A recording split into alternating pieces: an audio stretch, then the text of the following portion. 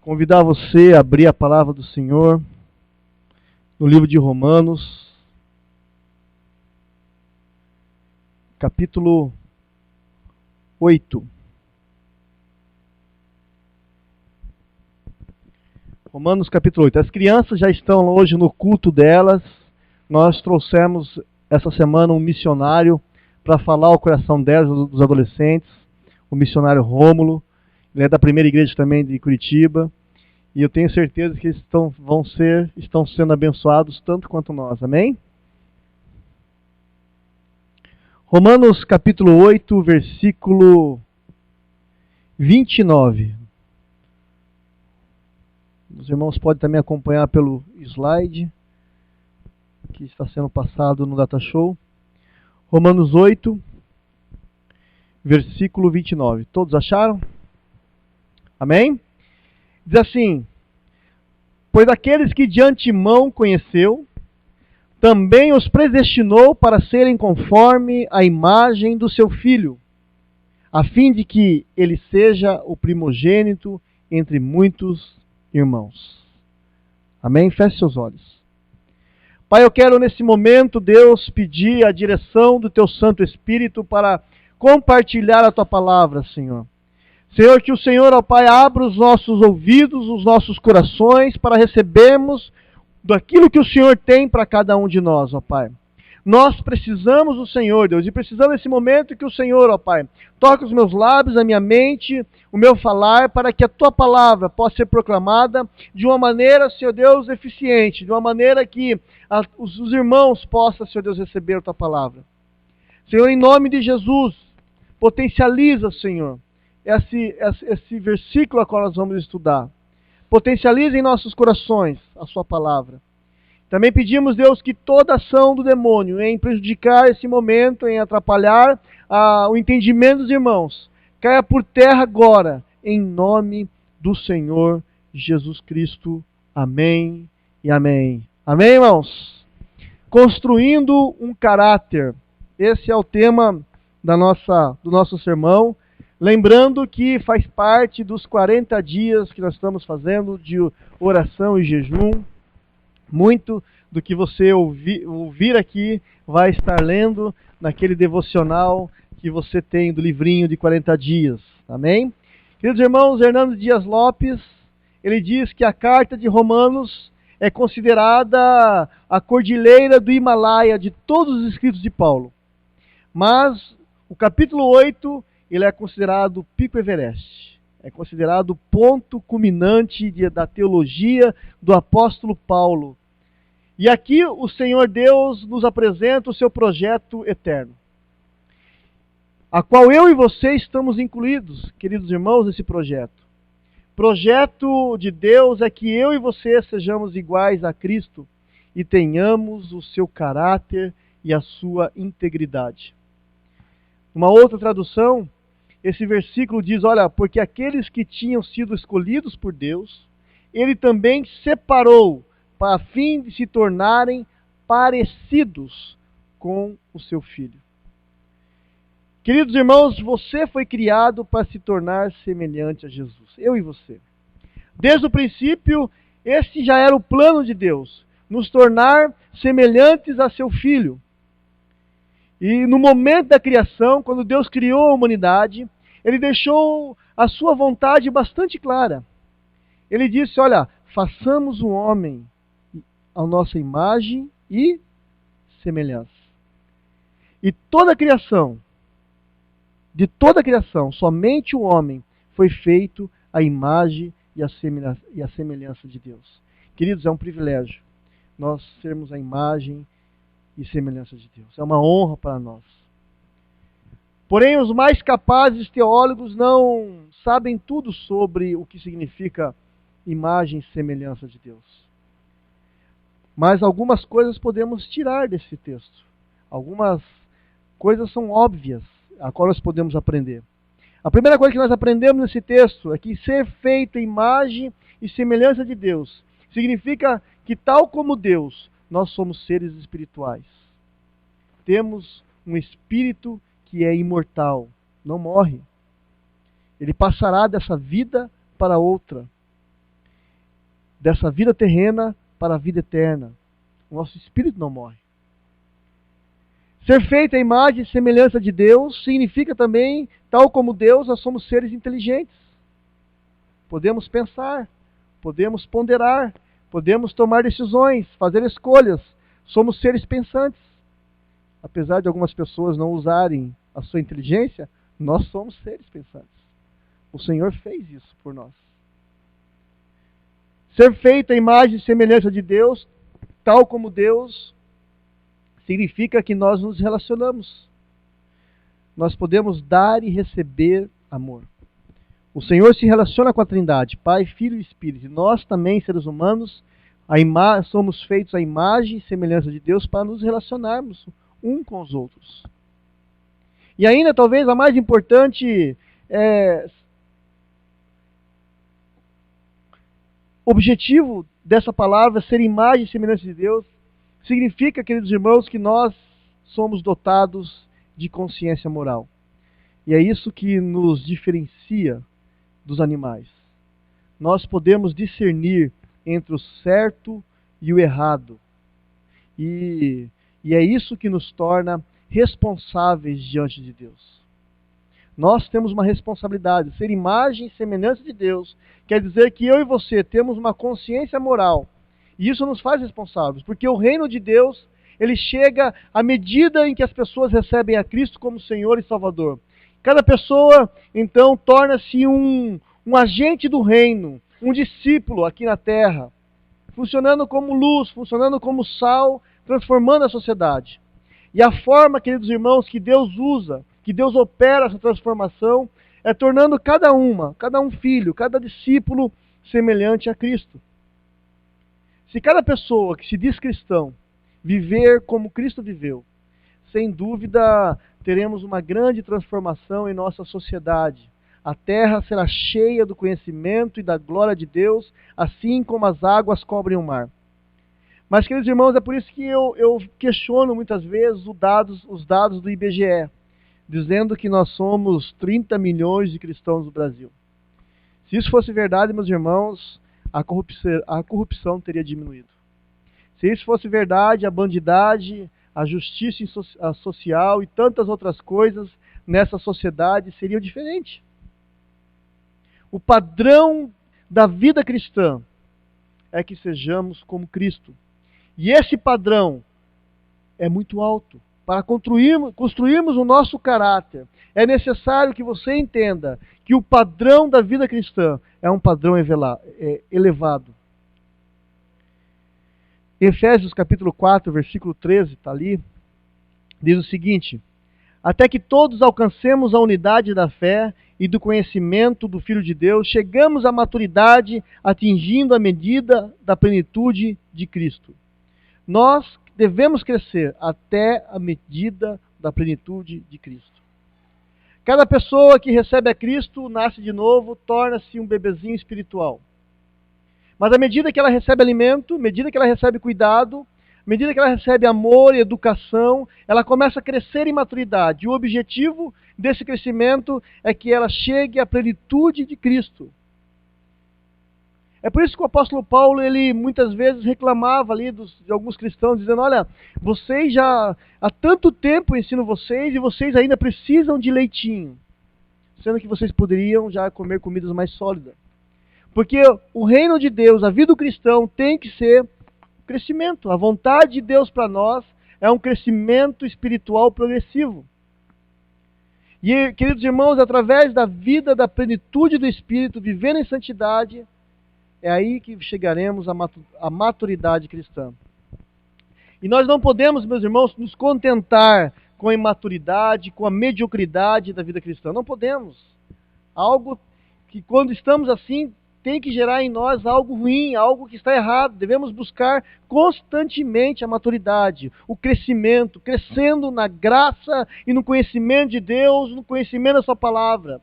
Porque Jesus deixou claro que o caminho para a maturidade cristã, para a santificação, para uma plenitude do Espírito, para uma vida frutífera, é conhecer e permanecer na palavra do Senhor. Ali em João capítulo 15, versículo 4 e 5, os irmãos podem ouvir, diz o seguinte: permaneçam em mim e eu vou permanecer em vocês. Jesus falando. Nenhum ramo pode dar fruto por si mesmo, se não permanecer na videira. Vocês também não podem dar fruto se não permanecerem em mim. Eu sou a videira, vocês são os ramos. Se alguém não permanecer em mim e eu nele, se alguém permanecer em mim e eu nele, esse dará muito fruto. Mas sem mim, vocês nada podem fazer. E embora exista uma fórmula para a maturidade cristã, embora não exista uma fórmula para a maturidade cristã, meus irmãos, é necessário que diariamente venhamos buscá-lo. É necessário que diariamente venhamos construir o nosso caráter, entendendo que o padrão é elevado. E para alcançarmos esse padrão, a primeira coisa que precisamos fazer é imitar o Cristo, é imitar a Jesus no nosso viver diário. Precisamos imitá-lo. Lá em 1 Coríntios, capítulo 11, versículo 1 diz: tornem-se meus imitadores como eu sou de Cristo. E esse processo de chegar à maturidade, a um crescimento, alcançando a medida da plenitude de Cristo, vai fazer com que nós venhamos a imitá-lo no nosso procedimento diário. Se você quer crescer, se você quer construir um caráter segundo a vontade de Deus, segundo esse padrão elevado, você precisa imitar a Cristo de tal maneira que as suas ações, os seus pensamentos, as suas palavras sejam as mesmas palavras do Senhor Jesus Cristo. E para conseguirmos construir esse caráter, será preciso então que você imite-o. Caminhe com ele, ande perto. No verso a qual nós lemos, ele nos desafia. O desafio foi lançado, está proposto. Ele disse: olha, tornem-se os meus imitadores, como eu sou de Cristo. Precisamos compreender o que significa imitar a Cristo, meus irmãos. Toda vez que pensamos em imitação, na palavra imitação, logo vem em nossa mente coisas como falsificação, pirataria, baixa qualidade, né? Mas, queridos irmãos, a palavra grega para imitadores é a mesma palavra de origem para a expressão da mímica. Ou seja, ela quer dizer que nós devemos ter a mesma conduta semelhante a Jesus. Fazer as mesmas coisas, imitá-los. E a principal imitação que eu e você devemos fazer de Jesus é a respeito do seu amor. Do amor de Deus para com o próximo. A palavra do Senhor diz: olha, vivam em amor, como também Cristo nos amou e se entregou por nós. Ao imitar a Cristo, o cristão deve viver em amor. E esse deve ser o principal resultado da nossa vida, da nossa vida de imitar a Deus, um amor sacrificial, um amor que muda situações, que se entrega, que se doa. E essa imitação do amor é que Deus quer que nós venhamos ter como culto vivo em nossas vidas, como um estilo de vida. Porque essa imitação do amor ao próximo, o amor sacrificial, é uma oferta a Deus. E também é um dos cultos mais difíceis de fazermos, porque ele envolve o nosso comportamento. Como cristãos, nós somos uma referência para outras pessoas que estão chegando à igreja, que estão começando a caminhar conosco. E nós podemos ensinar essas pessoas, incentivar essas pessoas a seguirem a Jesus através do nosso comportamento, através da nossa vida. É isso que a palavra ensina. Em 1 Coríntios, capítulo 4, versículo 16, o apóstolo Paulo fala: olha, portanto, suplico-lhes que sejam meus imitadores. Em Filipenses, capítulo 3, versículo 17, diz: olha, irmãos, sigam unidos no meu exemplo e observem o modo de viver que eu vivo, como padrão que lhe apresentamos. O apóstolo Paulo falando isso aos filipenses. E esses versos sugerem, então, a prática do quê? Do discipulado. Quando você pede para alguém te imitar, você está dizendo: olha, eu estou te discipulando. E John Stott definiu muito bem esse processo do discipulado. Ele diz o seguinte, que discipulado é um incentivo para que alguém siga Cristo a partir do meu exemplo pessoal. Lembra quando eu falei semana passada que muitas pessoas não querem mais ler a Bíblia? Elas estão cansadas de ouvir de Deus. As pessoas estão lendo você, que é cristão. Você é a Bíblia delas. E John Stott fala exatamente isso, que discipulado é um incentivo, é incentivar alguém a seguir a Cristo através da minha vida pessoal. Trocando em miúdos, podemos aplicar essa frase dizendo que discipulado é incentivar alguém a imitar a Cristo a partir da minha imitação de Cristo. Nós somos o maior incentivo, ou então o maior balde de água fria na vida de outras pessoas, que as pessoas podem ter nesse caminhar com Cristo. Nós podemos ser uma bênção, mas também podemos ser um problema para uma pessoa que está chegando nesse momento a caminhar com Cristo. O nosso comportamento vai sinalizar que tipo de vida que estamos produzindo nos outros. Algum tempo atrás, alguns jovens, saiu uma campanha, alguns jovens, eles tinham no bracelete que dizia um código assim, OQJF. E que significava a pergunta, o que Jesus faria? Então todas as vezes que esses jovens iam fazer uma coisa, o que Jesus faria nessa situação? Foi uma maneira que alguém tentou incentivar aos jovens a imitar a Cristo, a caminhar com Cristo. Existe até um filme sobre isso, em seus passos, o que faria Jesus. Queridos irmãos, é algo que é uma pergunta importante que precisamos fazer na nossa caminhada, no nosso dia a dia. O que será que Jesus faria nessa situação, no meu casamento? O que será que Jesus faria que a resposta que eu vou dar para minha esposa ou para o meu esposo? O que Jesus faria nessa decisão que eu preciso tomar? Precisamos imitar a Cristo para que o nosso caráter seja construído. E, queridos irmãos, e qual é a meta? A meta, o objetivo disso, o objetivo é chegar à perfeição. O próprio Jesus diz lá em Mateus capítulo 5, versículo 48, diz o seguinte, olha, portanto, sejam perfeitos, como perfeito é o Pai celestial de vocês. Sejam perfeitos. O padrão é realmente elevado. O padrão é alto. Devemos chegar à perfeição na vida cristã, assim como Deus é perfeito. Mas isso é uma busca. Não podemos parar onde estamos. Precisamos caminhar. Precisamos orar mais, buscar mais a Deus. Sempre pensamos que isso é impossível, mas não é. Porque o Senhor Jesus disse, olha, seja perfeito, como o Pai é perfeito. Ele não daria nada que nós não pudéssemos alcançar. E nós vimos isso semana passada. Como seremos perfeitos? Quando nós morremos para o nosso eu. Quando nós permitirmos que Cristo viva a sua vida em nós. Aí alcançaremos, prosseguiremos para esse alvo da soberana vocação de Deus em Cristo Jesus. Nós devemos prosseguir nesse alvo. Ter o caráter de Jesus, a verdade de Jesus, a fidelidade de Jesus, a honestidade de Jesus, a lealdade de Jesus, ter o amor de Jesus, o amor incondicional. Precisamos imitá-lo na sua oração, orar como Jesus orou. Precisamos imitá-lo no seu obedecer. Ele obedeceu até a morte. Precisamos servir ao Senhor, servir como Jesus serviu. Precisamos caminhar como Ele caminhou. Porque Deus já começou a obra. Essa obra que Deus começou na minha vida, na tua vida, meus irmãos, foi Deus que começou.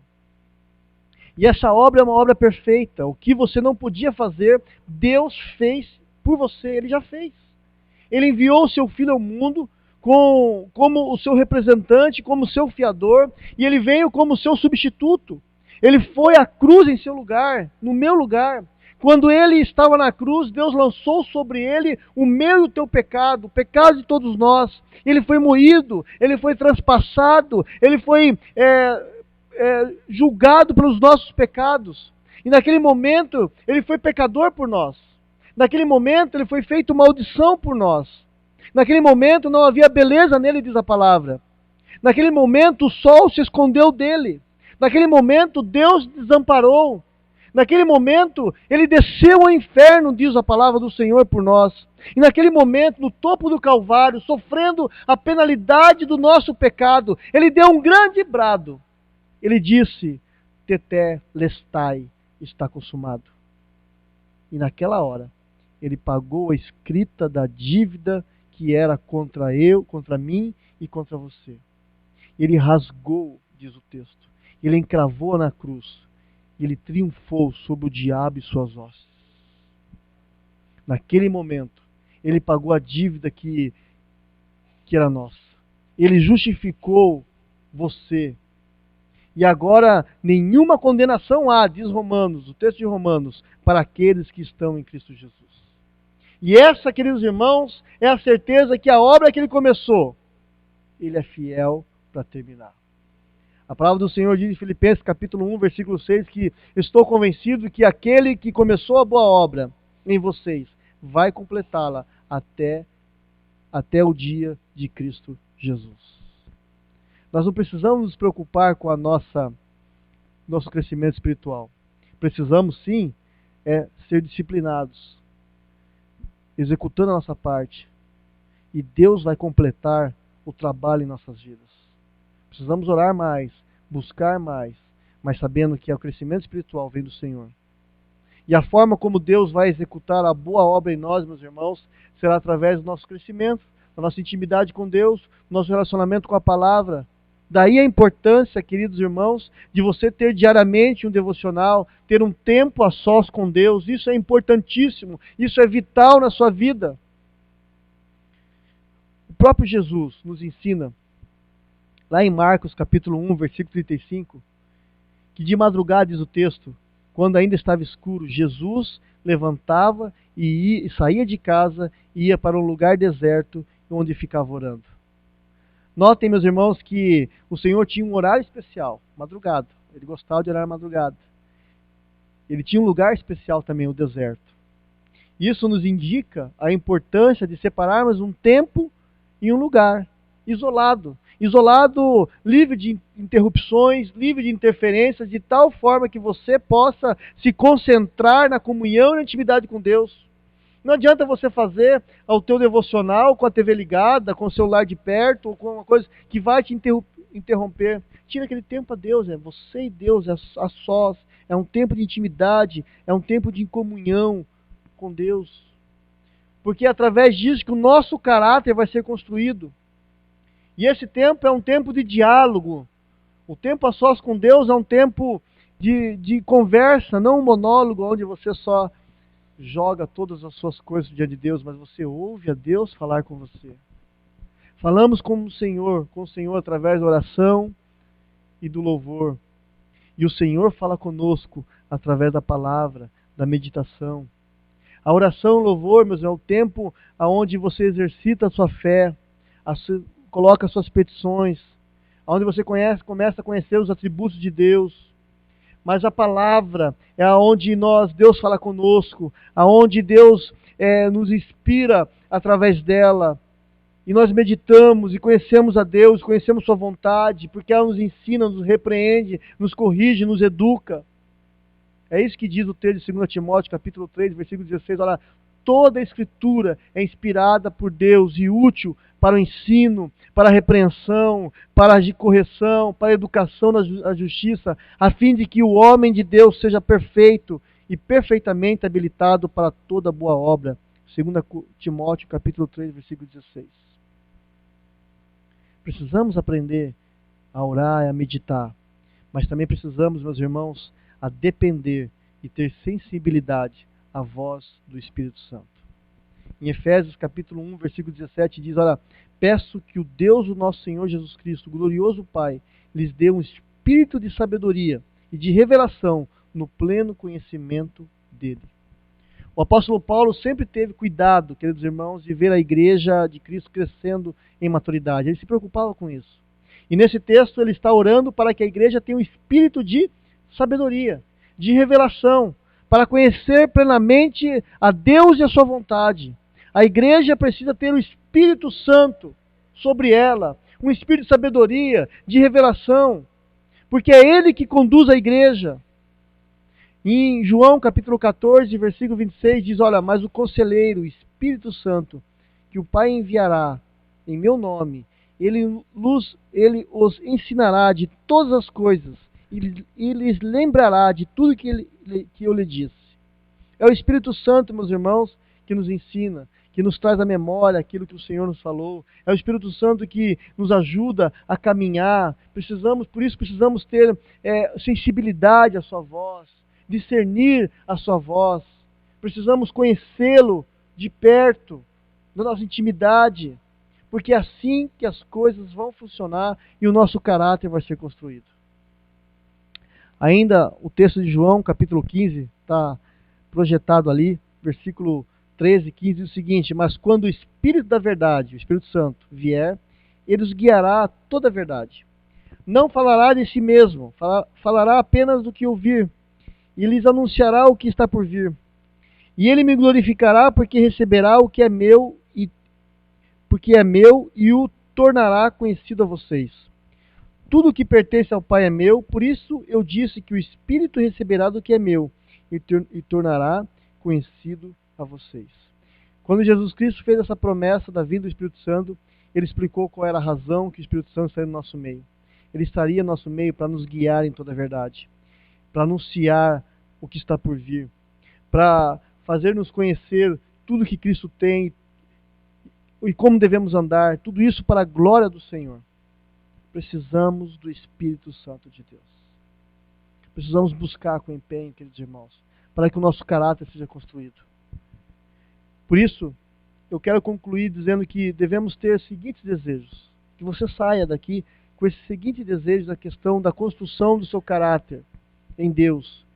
Que você queira sair daqui essa noite, que você queira sair daqui e ser como Jesus é. Caminhar como Ele caminhou, andar por onde Ele andou. Que você saia daqui querendo amar como Cristo amou as pessoas. Se relacionar como Ele se relacionou com a sua igreja. Que você queira sair daqui essa noite com o coração desejoso de obedecer como ele obedeceu. Que você saia daqui essa noite querendo orar como Cristo orou, incessantemente, buscando ao Pai. Que você saia daqui essa noite querendo servir a igreja, o próximo, como Cristo serviu quando Ele esteve aqui. Que você saia daqui crendo e tendo o entendimento que você precisa do Espírito Santo para a sua vida caminhar, para você crescer em maturidade. E que você saia daqui essa noite querendo ser um homem e uma mulher de Deus diante da face do Senhor, prostrado da maneira que vem agradar o Senhor diariamente. Que você saia daqui com esses desejos do coração, para que eu e você, para que essa igreja, sejamos diferentes no meio de uma sociedade onde muitos estão inseridos, muitas igrejas estão inseridas, mas não fazem aquilo que o Senhor quer. Que Deus nos abençoe e nos ajude a caminhar nesse momento. Amém? Feche seus olhos. Enquanto eu vou orar, eu quero convidar a dona Thalita, a dona Raquel já à frente. Nós vamos estar encerrando. Pai, eu quero pedir, Deus, ajuda-nos, ó Pai, a construirmos, ó Pai, um caráter que venha lhe agradar, Senhor. Que o Senhor, ó Pai, nos use, Senhor, como instrumento poderoso em Tuas mãos, para a Tua glória. Senhor, que o Senhor, ó Pai, nos ajude, Senhor, a sermos como Tu és, a vivermos como Tu queres, a falarmos da maneira que Tu queres que falamos, ó Pai. Em nome de Jesus, ó Pai. Que a boa obra que o Senhor já começou, o Senhor, ó Pai, continue fazendo, Deus, até completar segundo a Tua vontade, ó Pai.